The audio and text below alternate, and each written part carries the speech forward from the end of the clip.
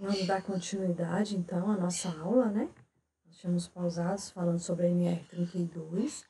No primeiro vídeo nós falamos sobre os riscos biológicos. Agora uma novidade, né? Como a casa acorda, eu mudei aqui para a parte de fora. Então, para vocês que estão aí na quarentena dentro de casa, vocês vão poder ver esse lindo verde que tem aqui comigo na fazenda e ouvir o canto dos pássaros, tá? Então, assim, às vezes, se ficar muito alto, eu dou uma paradinha, depois a gente continua, porque não tem como eu controlar esses bichinhos que estão por aqui.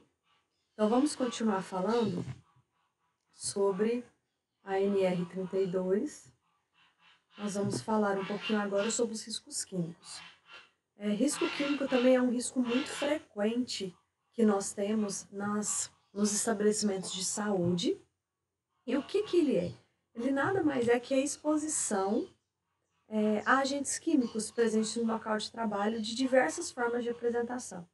Então, a gente pode ter produtos químicos, seja ele líquido, sólido, poeira, névoa, neblina, gasoso. Por que eu estou falando isso? Porque a gente sabe que em meios de serviços de saúde, a gente manipula muito medicação, drogas de risco. Entre elas, eu brinco assim, que a gente tem gases anestésicos e vapores. Nós temos também quimioterápicos, antineoplásicos, e tudo isso entra, seja ele da forma líquida, sólida, como a gente falou, gases, ele entra como um risco químico para esses profissionais de saúde. Então, quando a gente vem falando de risco químico, é de extrema importância que o rótulo do fabricante, que vem na embalagem dos produtos originais, eles sejam mantidos. Então, você não pode pegar lá uma embalagem de álcool ou uma embalagem, vamos supor, de povidine, de clorexidine e tirar a embalagem. Não, ele tem que ficar com o rótulo original. E além disso, toda vez que a gente faz, vamos supor, um recipiente diferente, manipulado, vamos supor, Priscila, aqui é muito, vocês vão ver que é muito frequente a gente ter uns frasquinhos pequenos de álcool, de povidine, de clorexidine, frascos menores para ficarem mais fácil acesso. Esses frascos, existe uma norma. Toda vez que você manipula eles ou que você fraciona, ele tem que ser identificado. E aí tem que ser letra legível, uma etiqueta colocando o que é o produto, tipo assim, qual que é a concentração, vamos supor, álcool 70, em gel, a data que ele foi colocado naquele invase e quem foi que colocou ele, que é a pessoa responsável pelo fracionamento. Então seria mais ou menos isso daqui, um frasco em que nós teríamos a identificação da substância com sua porcentagem, a data do invase, o prazo de validade da substância e quem é o responsável. É uma coisa legal que vocês devem ver muito, a gente brinca até não é risco químico, mas quando no hospital troca o curativo, ou às vezes faz algum curativo, uma punção, que eles colocam um esparadrapo por cima, colocando que dia que foi feito o curativo, a punção e quem foi que fez. Ou seja, é simplesmente uma forma de identificação para que a gente saiba. Então, assim, por que a gente pede isso? Os frascos muitas vezes são iguais. E às vezes você olha um álcool, uma vaselina. Quantas vezes eu brinco já aconteceu no ambulatório? A gente aqui do oitavo período tá lá dando aula e eu pegar o frasco transparente e jogar na minha mão achando que era álcool e era vaselina. Por quê? Porque o álcool lá não estava identificado. Então, isso aqui é uma norma que tem que ser seguida.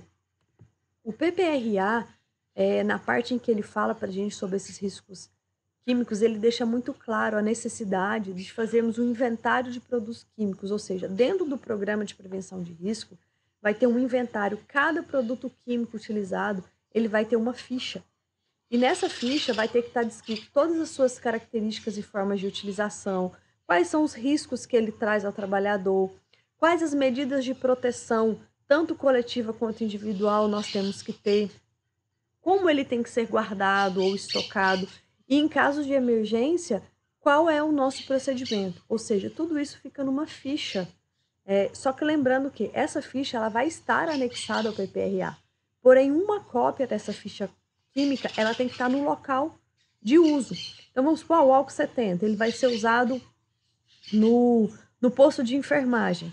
Tem que ter uma cópia dessa ficha lá em casos de acidente, quais os procedimentos, quais os riscos que esse composto químico pode levar para a saúde dos trabalhadores. Então, o que a gente já falou tem que ser mantido. Ah, Priscila, mas lá no posto da enfermagem ou no centro cirúrgico tem todos, mais de 50 tipos de produtos químicos. Pois vai ter que ter um caderninho, um local com as 50 fichas de produtos químicos. Porque, caso de acidente, é fácil o acesso a você olhar as providências que devem ser tomadas.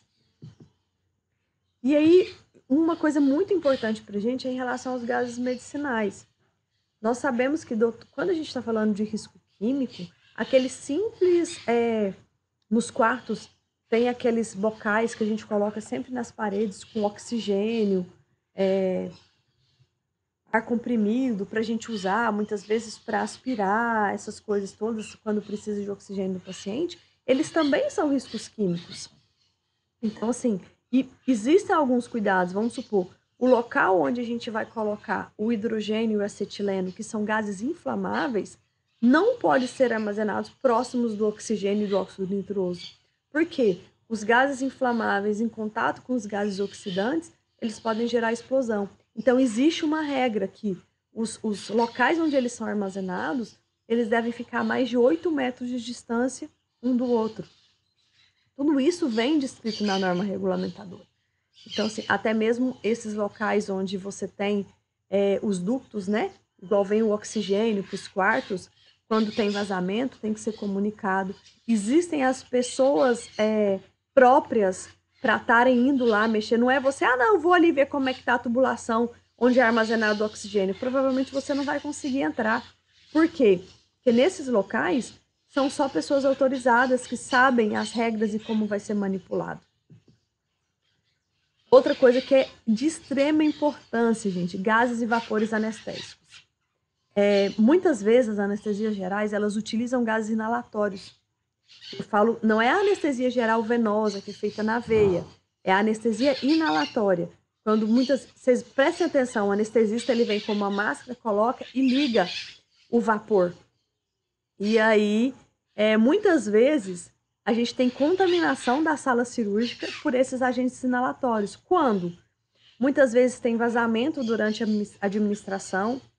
Quantas vezes a gente já viu que às vezes abre o gás inalatório, demora para colocar no paciente, ou mesmo eles vão encher o frasco que está acabando o armazenamento do carrinho, eles vão encher, derrama.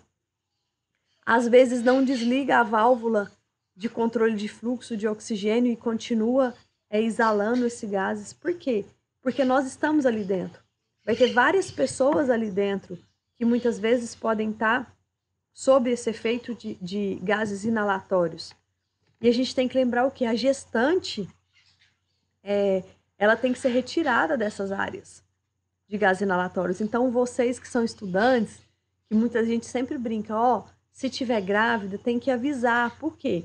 Na hora de ser feita a anestesia, o anestesista tem que saber que existe uma gestante, porque às vezes ele vai optar por outro, se for uma cirurgia prolongada, alguma coisa, ele vai optar por outro método. Ou se for rápido, não, vou fazer só uma induçãozinha do começo anestésico aqui, ele acaba utilizando, tá? Então, assim, tem que ser comunicado. Agora, aquela paciente gestante que trabalha dentro do centro cirúrgico, tipo, todos os dias, frequentemente, sempre com gás inalatório, muitas vezes ela não vai poder ficar nesse local, tá? Por causa da exposição e, tipo assim, da absorção. Então, às vezes, quem vai definir isso é o médico do trabalho responsável. Por quê? Ele vai saber quantificar naquele local qual é a exposição, qual é o risco, qual é a concentração de utilização, muitas vezes, desses gases anestésicos. Muito específico, nós não temos aqui nos nossos hospitais que vocês vão passar, a gente não tem manipulação de quimioterápico e antineoplásico.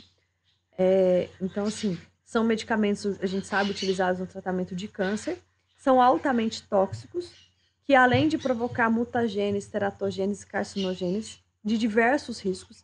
Então, existe todo um cuidado na manipulação dessas medicações, eles são feitos em locais que chama de capela, um local todo vedado, a pessoa treinada, totalmente capacitada, que vai estar mexendo, mas que a gente sabe que, mediante esses quimioterápicos, a ANR, ela tem procedimentos rigorosos.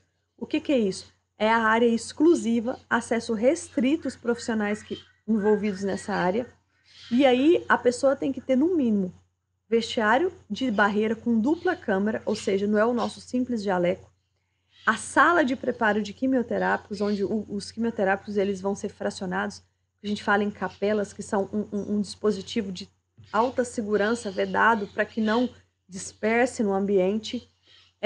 Um local separado para atividades administrativas e um local exclusivo para estocagem. Ou seja, são condições bem mais restritas, assim, mais rigorosas para a manipulação dos quimioterápicos. O vestiário, muitas vezes, igual a gente falou, tem que ter pia e material para lavar e secar as mãos específicos. A gente fala que você tem que ter um local que chama lava-óleos, caso de contaminação, ou mesmo um chuveiro de emergência em caso de contaminação, para que esse profissional possa tomar banho, lavar com água e sabão. Equipamentos de proteção individual e vestimentas apropriadas. Armários para guardar seus pertences em locais separados. E recipiente de descartes, ou seja, quando você vai sair daquele ambiente, tem um local ideal de você jogar essa vestida, esse capote duplo que você usa, de você descartar ele especificamente. E quando a gente vai falar de riscos químicos, igual eu estou falando de um líquido, estou falando de um pó, nós não estamos falando aqui de uma agulha que fura meu dedo, né? Que eu sofri o risco. Nós estamos falando de acidentes que eles podem tomar uma proporção grande, ou seja, podem ser acidentes ambientais. O que significa acidentes ambientais? Vamos supor, a saída do medicamento do invase, derramamento sólido. Foi colocar o anestésico, o frasco caiu, quebrou, espalhou pelo chão. A gente chama de acidente ambiental. Você estava passando com um produto, um pó químico, e por algum motivo ele caiu, o saco rasgou e esse pó esparramou pelo chão. Então, na verdade, a gente tem uma contaminação, um acidente ambiental. Por quê? Porque ele pode atingir as outras pessoas que vão circular no mesmo ambiente. Além do acidente pessoal, que é quando você, por algum acidente, inalou os medicamentos, ou seja, inalou o químico, ou teve contato, ou espirrou a substância química no olho, por algum motivo, tá? Ou às vezes você preparando, fui diluir uma medicação, me contaminei, na hora de armazenar. Agora são os periquitos. Então, assim, em caso de acidente pessoal, o que a gente precisa fazer? Remove toda a sua roupa, lava com água e sabão a pele atingida. Vamos supor, eu caí com um pó cheio de pó químico. Então, você tira a roupa, vai tomar um banho com água e sabão. Se for em contato com os olhos, lava com água e sabão ou com soro fisiológico e procura o serviço médico, tipo assim, procura o médico responsável ali para estar fazendo todos os procedimentos necessários. Em caso de acidente ambiental, o que deve ser feito? Identificar a área o mais rápido possível e restringir com compressas absorventes. Então, assim, na verdade, você vai jogar compressas absorventes, que seja guardanapo, que seja algum pano em cima para identificar a área. E aí depois chama o pessoal da limpeza para a gente fazer a limpeza com água e sabão, certo? Agora nós vamos falar um pouquinho sobre outro risco que é muito frequente em ambientes de saúde, que são riscos físicos. Quando a gente fala de riscos físicos, são a exposição a diversas formas de energia. Nós vamos ter desde ruídos, vibração é menos, mas nós podemos ter problemas com iluminação e principalmente as radiações. A gente fala que eu vou focar mais aqui na questão das radiações ionizantes, que são os raios-x, esses equipamentos que a gente usa muito na área da saúde. Então, falando um pouquinho de radiações ionizantes, a gente sabe que é obrigatório manter no local de trabalho um plano de proteção radiológica, ou seja, qualquer clínica, qualquer hospital que for mexer com aparelhos de radiação ionizante, ela tem que ter esse plano de proteção radiológica. Esse plano ele vai ser aprovado pela Comissão Nacional de Energia Nuclear para quem faz radiodiagnóstico e também junto com a vigilância sanitária. Então, o que ele vai ter, na verdade? Ele tem um prazo de validade, ele tem um profissional responsável e o substituto por esse plano, ele tem que estar dentro do PPRA e E na hora de elaborar o PCMSO, ele tem que ser levado em consideração. Lembra que eu falei para vocês? Mais um programa que vem se somando. A gente já tinha o programa de prevenção de riscos, o programa de controle médico. Nessas situações, você tem que utilizar o plano de proteção radiológica também na elaboração do seu programa de controle médico. A CIPA, ela tem que estar ciente, tem que ser apresentada quando tem CIPA no local, ela tem que estar ciente desse plano e a cópia tem que ter anexada na documentação, naqueles cadernos atas que a CIPA tem de reuniões, tem que ter uma cópia lá anexada. Então, a gente vai falar assim, o trabalhador, quando ele realiza essas atividades onde tem a fonte de radiação ionizante, que todos vocês vão trabalhar em hospitais que tem isso, vocês também são responsáveis por orientar os funcionários. A gente tem que lembrar o quê? Que esse funcionário que trabalha com radiação ionizante, ele tem que permanecer o menor tempo possível na realização do procedimento. Ou seja, ele entra, faz o procedimento e sai do local. Ele tem que ter conhecimento de todo o risco radiológico associado ao seu trabalho. Capacitação, tanto inicial quanto contínua. Não adianta nada você fazer uma capacitação porque ele está começando a trabalhar hoje e passar 10 anos ele trabalhando no serviço sem ser capacitado novamente. O uso de EPIs adequados para minimizar os riscos. Nós sabemos que, vamos falar de raio-x, existe aquela sala de proteção, a barreira, que a gente fala onde ele entra atrás, existem os capotes, os metálicos, tanto para pescoço quanto para o corpo, que muitas vezes eles têm que estar usando. E sem falar que esses trabalhadores de radiação, além de todos esses cuidados do ambiente, eles têm que estar em constante monitoração individual. O que é isso? É um dosímetro que vai medir a radiação que ele está exposto, para saber se essa radiação não está passando do índice permitido. E gravidez, Priscila? Toda mulher grávida que trabalha com radiação, ficou sabendo da gestação, confirmou, ela tem que ser afastada do serviço de radiação ionizante. Então, ela vai ser remanejada para qualquer outra função compatível com seu nível de formação. Você não pode pegar uma técnica de radiologia e falar, mas na minha clínica eu faço radiologia, mas agora eu não tenho outra função para ela, então eu vou pôr ela para ajudar o pessoal da limpeza. Não, você não pode. A atividade que você vai remanejar ela tem que ser compatível com o nível de formação dela. Tá bom? E aí, quando a gente fala de radiações ionizantes, vem mais uma vez a ANR estipulando as obrigações, deveres do empregador, ou seja, ele é responsável por implementar medidas de proteção coletiva relacionadas aos riscos radiológicos, manter o profissional habilitado responsável por essa proteção radiológica em cada área, um vínculo formal, ou seja, não pode ser a pessoa que vai trabalhar na parte de radiologia, ela tem que ter vínculo mesmo, ou concursado, ou carteira assinada, tem que existir um vínculo formal. Não pode ser uma pessoa que vai lá e presta um serviço para você aleatório. Por quê? Porque essa pessoa vai ter que ser, vamos dizer, acompanhada. Ele vai ter que promover a capacitação, que nós já falamos, tanto inicial como de forma continuada.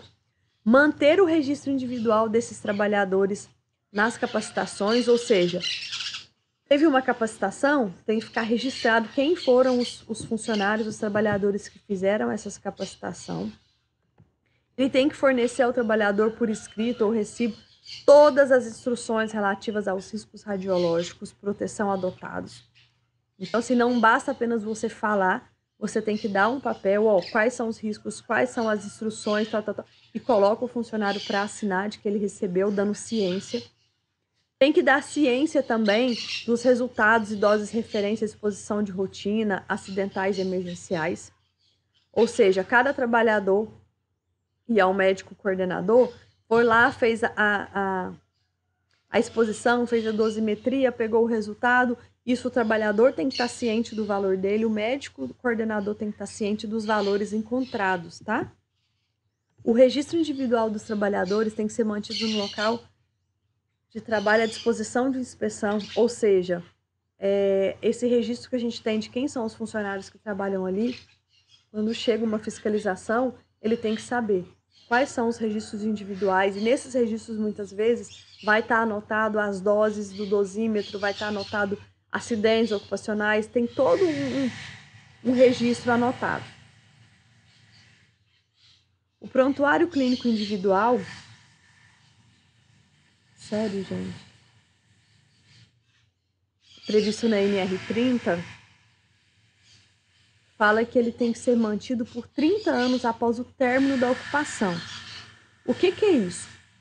O funcionário trabalhou 20 anos para você e aposentou, foi mandado embora. Você tem que guardar por mais 30 anos. Ou seja, se ele trabalhou 20 e você tem que guardar mais 30, você vai guardar esse prontuário individual dele por aproximadamente 50 anos. Ou seja, não é 30 anos de trabalho, é 30 anos após o final da exposição.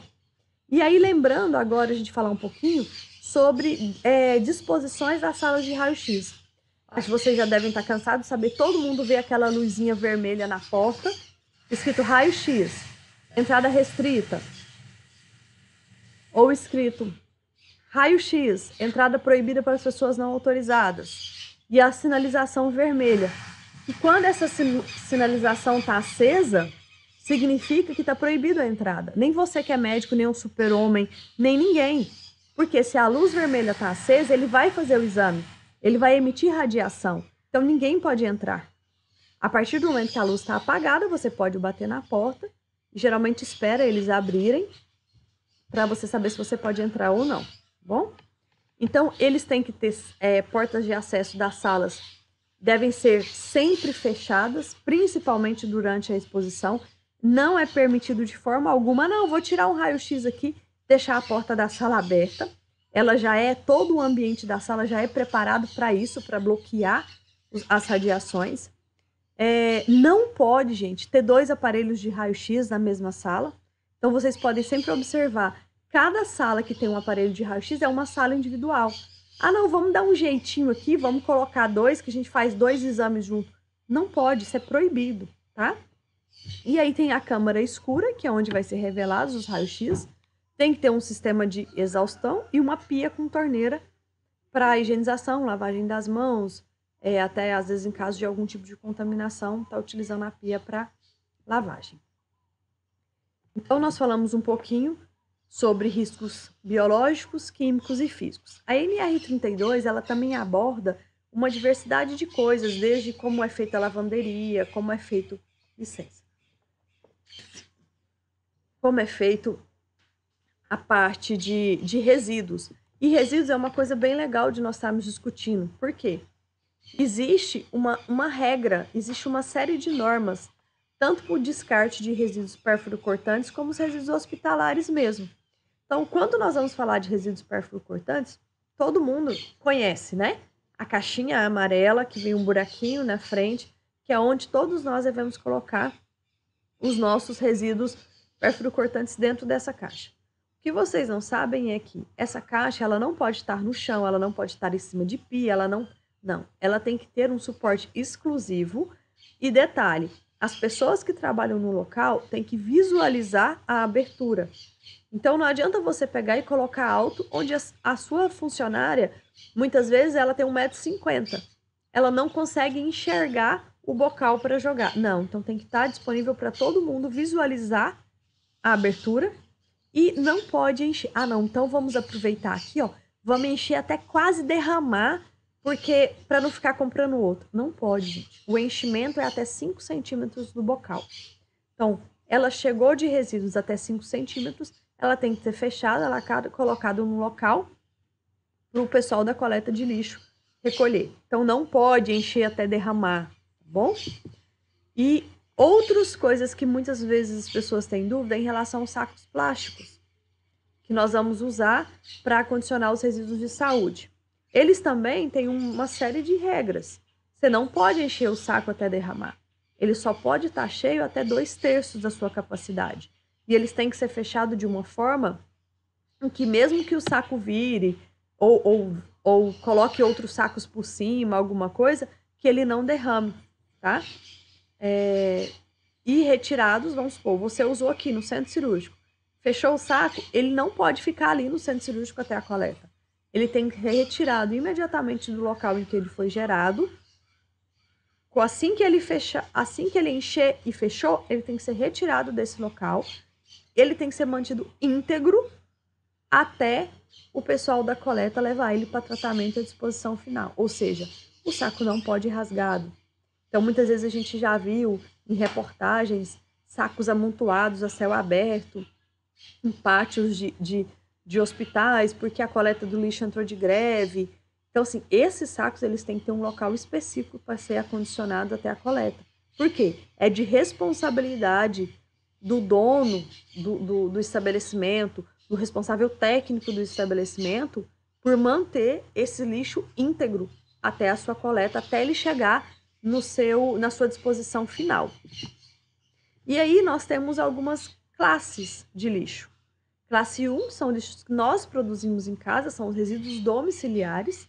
E classe 2, que são os resíduos infectantes, que são os resíduos produzidos nos serviços de saúde.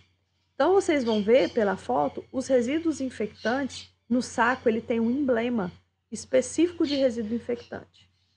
Nos resíduos domiciliares, não. E um detalhe que a gente tem que observar é a questão da cor do saco. Por quê? Existem regras. O saco da sua casa, ele pode ser de qualquer cor. Você pode comprar saco rosa, verde, colorido, azul, laranjado, o que você quiser. Porém, o saco da clínica, o saco do consultório, ele obrigatoriamente tem que ser branco leitoso. Não pode ser esse saco transparente que a gente usa em casa, não. Tem que ser leitoso com um símbolo de que é material contaminado. E em casa, nós não deveríamos usar saco leitoso, tá? De preferência, os coloridos. Então, todos os locais de serviço de saúde, ele tem que ter um local apropriado externo, de fora, para armazenar os resíduos até que o pessoal da coleta passe. Existe um programa, quando você abre seu consultório, sua clínica, de geração de lixo. Você faz esse programa para vigilância sanitária, para a prefeitura, e você tem que ter um contrato com uma empresa. Não adianta você falar, não, eu vou pôr ali fora, depois uma vez por mês eu vou descartar. Não pode. Existem as empresas responsáveis pela coleta de lixo. Aí você faz o contrato, uma vez por mês, essa empresa passa no seu estabelecimento e pega o lixo que você produziu. Então, você tem que ter fora da área do ambiente um local onde você vai armazenando esse lixo até o dia da coleta.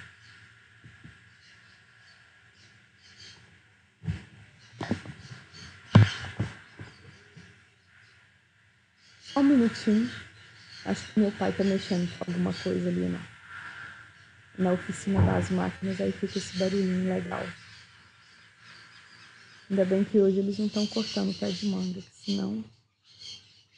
Bom, falar um pouquinho agora dos refeitórios. A NR32, será que nós vamos conseguir hoje? Ela aborda bem de forma superficial os refeitórios. Por quê? Porque eles são abordados na NR24. Então, a gente sabe que... Vocês devem estar rindo de mim, né? Vocês que me conhecem devem estar sabendo. Ó, eu já estou aqui fora, no sol. Já usei repelente, porque não perdoam. E resolvem mexer nas máquinas bem aqui, bem ali atrás de mim, assim, na minha frente. Eu acho que não vai parar. Eu vou tentar continuar esse vídeo e aí eu vou postar para vocês. Se tiver ficado muito barulho, eu vou regravar esse vídeo de madrugada e vou repostar um novo vídeo para vocês. Então, os refeitórios, eles são principalmente na NR24. Então, eles falam que o quê? Que se um estabelecimento tem até 300 trabalhadores, tem que ter os locais que atendem requisitos mínimos, ou seja, não pode comer no posto de trabalho, o piso tem que ser lavável, limpeza e arejamento com boa iluminação, mesa e assento de acordo com o número de funcionários. Então, eu não posso ter 200 funcionários e colocar mesa onde só senta 10. Os lavatórios nas proximidades, fornecimento de água. Tô ficando muito tensa. Equipamento apropriado para as refeições nesse local. Então, assim, é a última coisa que eu tinha para falar. Se vocês pegarem a norma vocês vão ver que tem algumas coisas ainda que fala sobre lavanderias. Eu não vou entrar nesses detalhes, que não vem, é muito específico. Eu espero que tenha dado para vocês terem uma noção da importância da NR32 para nós, profissionais de saúde, da importância do cumprimento dessa norma nesses casos de pandemia, igual a gente está tendo hoje, que muitas das providências que estão sendo tomadas, muitas das coisas que estão mudando de higiene já eram para existir. Então, assim, se a gente respeitasse seriamente as normas, se já tivesse o álcool, eu brinco que o álcool foi instituído desde a época do H1N1 e por diversas vezes nos hospitais os frascos estavam vazios, agora estão todos cheios de novo. Então, assim, existem diversas outras formas de infecção, mas lembre-se, nada melhor do que água e sabão. Então, essas medidas, elas são feitas, não é há vários anos, elas são feitas, por quê? Porque elas vão priorizar a nossa proteção, a proteção nossa dos profissionais de saúde. E então, se ficou alguma dúvida da NR32, nós vamos entrar no chat, tá? No nosso grupo do WhatsApp, e nós vamos estar tirando as dúvidas, tá bom?